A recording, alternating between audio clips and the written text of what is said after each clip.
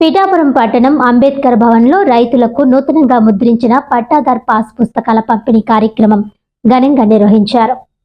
ఈ కార్యక్రమానికి పిఠాపురం తహసీల్దార్ గోపాలకృష్ణ అధ్యక్షత వహించగా ముఖ్య అతిథులుగా మాజీ MLA Varma, DCCB bank chairman Tummala Ramaswamy, BJP incharge Gandi Kondalarao, Janasena 5 men committee సభ్యుడు ఓదూరి కిషోర్ హాజరయ్యారు.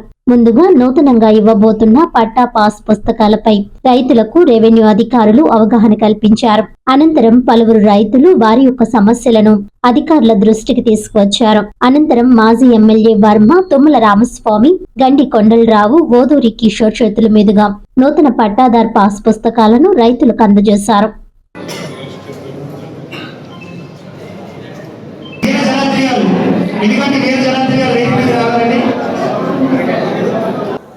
రాష్ట్ర వ్యాప్తంగా పట్టాదారు పాస్బుక్లు జగన్మోహన్ రెడ్డి బొమ్మ తీసి రాజముద్రతో డిస్ట్రిబ్యూషన్ చేస్తూ ఉన్నారు. చాలా రాష్ట్రంలో ఉన్న రైతులందరూ ఎంతో ఆనందంగా ఉన్నారు.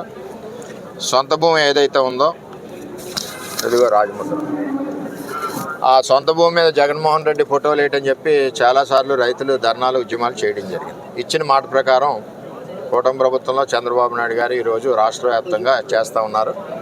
మా పిఠాపురానికి వచ్చేసరికి 38,000 పాస్బుక్లు ఉన్నాయి. దీంతో పాటుగా రైతు భూములు ఏదైతే ప్రాబ్లమ్స్ ఉన్నాయో 22A అనే అస్త్రంతో జగన్మోహన్ రెడ్డి టైంలో బెదిరించి లాక్కున్న భూములన్నింటికి కూడా విముక్తి కలుగుతూ ఉంది. ఒక 5 సబ్జెక్టులకు సంబంధించి వాటిని అన్ని రిలీజ్ చేయమన్నారు. అందులో ఎక్స్ సర్వీస్ మ్యాన్ ల్యాండ్స్, తర్వాత సర్వీస్ ఇనామ్ ల్యాండ్స్, ఎండోమెంట్లో పార్ట్ ఉన్నా సరే వాటిని కూడా రిలీజ్ చేయమన్నారు. ఇవన్నీ కూడా తెలియజేశారు. ఇది కూడా చాలా శుభ పరిణామం, రైతులందరికీ కూడా ఉపయోగపడింది. మరి ఈరోజు మీటింగ్లో కొంతమంది అడిగారు, పొలంలో జగన్మోహన్ రెడ్డి ఫోటో చూడలేకపోతున్నాం, మేము చచ్చిపోతున్నాం, చాలా దారుణంగా ఉన్నాయి సర్వే రాళ్ళు, ఏం చేయాలని చెప్పి అడిగారు. అంటే సర్వే రాళ్ళు మార్చాలంటే వేల కోట్ల అవసరం.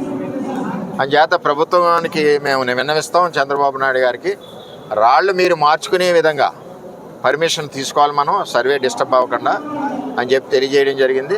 లేదా ఆ బొమ్మను తీసి తిరగేసి పాతాలను నొక్కి ఆ రాయిని తిరగేస్తే ఉపయోగపడే విధంగా ఉంటే అలాగన్నా సరే మనం పర్మిషన్ తీసుకోవాలి. కాబట్టి ప్రభుత్వం దృష్టిలో పెడతామని చెప్పి రైతులు అడిగిన ప్రశ్నకి సమాధానం చెప్పాము.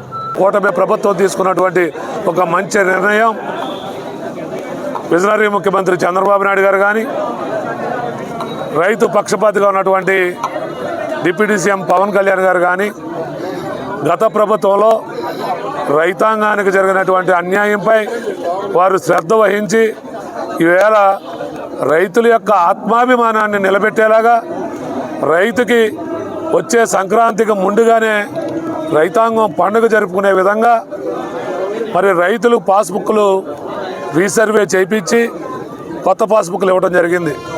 మరీ ముఖ్యంగా పిఠాపురం నియోజకవర్గంలో 38,026 పాస్బుక్లు, నూతన పాస్బుక్లు ఈరోజు రైతాంగానికి అందజేయడం జరిగింది.